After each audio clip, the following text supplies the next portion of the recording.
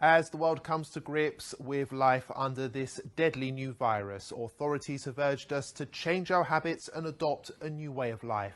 This you already know, but what might surprise you is that your new lifestyle is an Islamic one.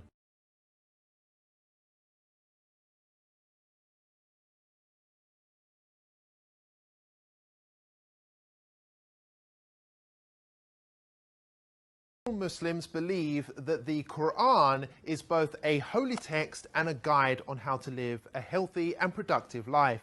Nearly all of Muslims' daily activities, whether that be praying, fasting, or the clothes they wear, have been recommended in the Quran or by the Holy Prophet Muhammad.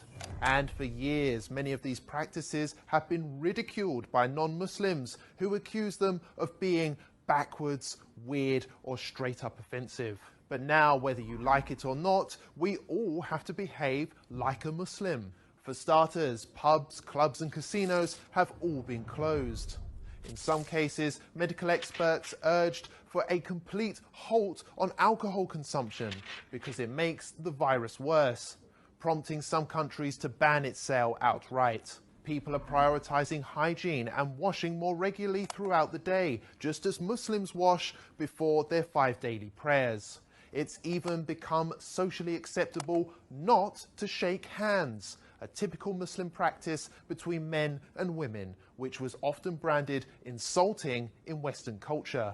Elsewhere, people are now beginning to cover their hands, hair and face in order to protect oneself in public, including those who at one time or another used to insult Muslim women for choosing to do the same thing. Well, it's this way. You know, you can use a scarf. A scarf is, everybody, a lot of people have scarves, and you can use a scarf. Scarf would be very good. And my feeling is if people want to do it, there's certainly no harm to it. I would say do it, but use a scarf if you want. Even Islamophobic governments, which blanket banned the Muslim burqa, can now be seen adopting masks, which makes them look more Muslim than ever before. European countries like Austria have gone as far as to make face covering compulsory by law.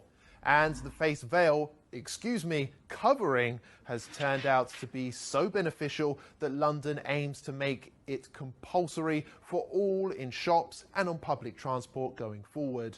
And there's more. On the economic front, interest rates have been slashed to near 0% in some cases, which is exactly what Islam teaches. Muslim families also self-isolated naturally for prayers and fasting during Ramadan for an entire month, while non-Muslims massed on British beaches.